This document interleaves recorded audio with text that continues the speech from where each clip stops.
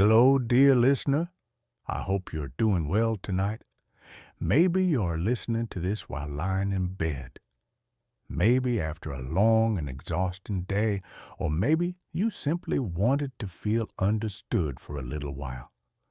Whatever brought you here tonight, I'm glad you came, because tonight we are trying something a little different on this channel. From now on, sometimes I'll be sharing anonymous stories sent by listeners, real stories, stories about heartbreak, confusion, loneliness, mixed signals, human behavior, and the strange emotional situations people quietly go through every day. Some of these stories may remind you of someone. Some of them may feel painfully familiar, and maybe, sometimes, you will hear parts of yourself in them too. And if one day you want to share your own story, you can leave a comment or send it to the email address in the description below, because sometimes people find it easier to open up to strangers than to the people closest to them. And if you enjoy these kinds of late-night conversations, don't forget to subscribe to the channel. There are many more stories waiting for you here, and tonight's story begins like this. Honestly, I don't even fully understand why this affected me so much. Because technically, it wasn't even a very long relationship. I met someone, and in the beginning, he was genuinely sweet, very kind, very attentive. He texted me all the time. He said things that made me feel special. And honestly, for a while, I really believed he liked me. But now that I look back, I think there were small red flags from the start. For example, most of the time I was the one sending the first message. Sometimes he would get weirdly jealous or passive aggressive. He kept saying I wasn't giving him enough attention. But at the same time, he was always the one keeping a certain emotional distance too. And I think what confused me the most was this: he acted like he was afraid of losing me, without ever fully getting close to me. Then, after a while, we became physically close. And honestly, that's when something shifted.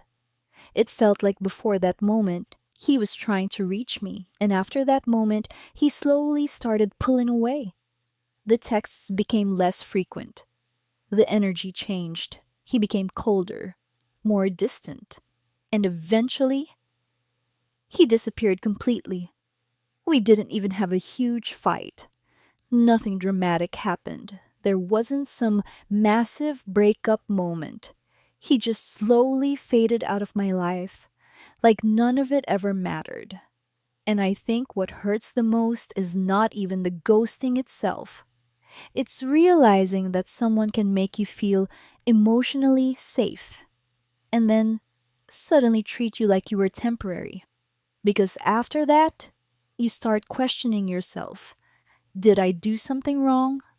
Did I get attached too quickly? Did I say too much? Was he only interested until things became physical?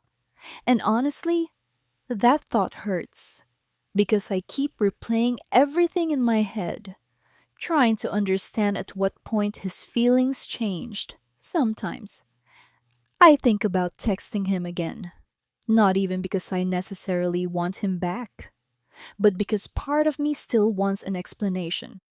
But then another part of me thinks, if someone truly wanted to talk to me, wouldn't they already be talking to me? So I don't know. I genuinely don't know if I'm more hurt by him, by the silence, or by the fact that I still don't fully understand what happened between us. But I think the thing that hurt my pride the most was realizing how easy it was for him to leave. Do you think I should text him again, or are some answers simply not worth chasing anymore? Yeah, so that was the story. And honestly, at first glance, this may sound like just another ghosting story. But I don't think the real pain here is simply about someone leaving.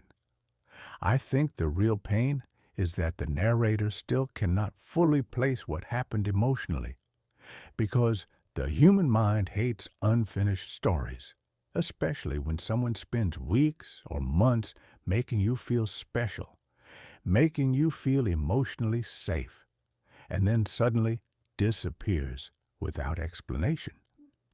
The brain immediately starts searching for answers. What did I do wrong? Did something change? Was any of it even real? And the most exhausting part is this. Most people who get ghosted do not spend their time trying to understand the other person. They spend their time trying to understand themselves. Maybe they think they became too attached, too emotional, too available, too hopeful. But sometimes the truth is much simpler than that. Some people do not get close to others because they genuinely want connection. They get close because attention makes them feel good, and once they receive enough validation, they slowly begin emotionally pulling away. That can feel incredibly cruel, but unfortunately, it happens more often than people admit. And I think one detail in this story was especially important. The narrator said, "Things started changing after we became physically close."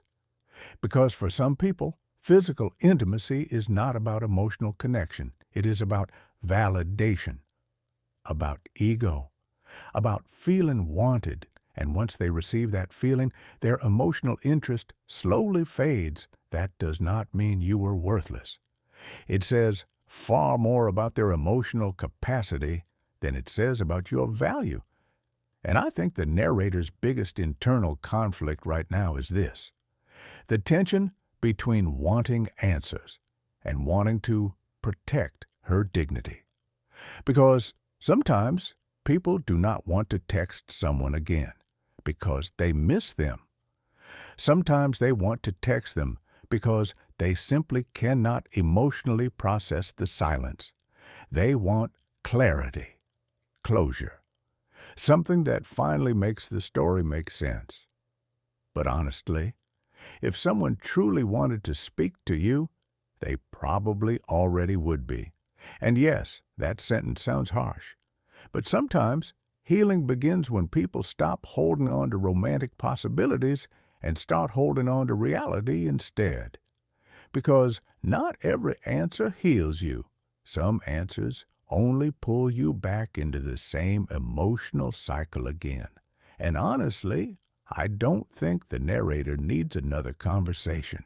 I think she needs to stop reopening a door that keeps making her question her own worth. Because closure does not always come from the other person. Sometimes closure is something we create for ourselves, and sometimes choosing not to send that message at all is the greatest act of self-respect a person can give themselves. And with that, we've come to the end of tonight's conversation.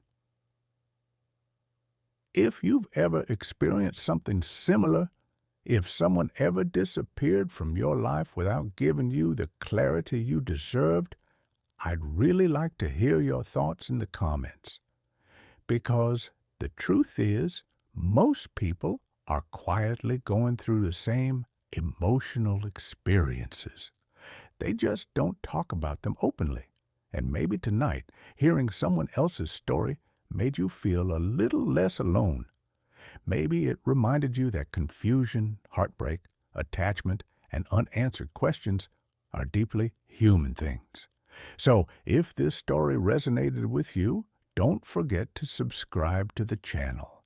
There are many more late-night conversations waiting for you here. Take care of yourself, and I'll see you in the next video.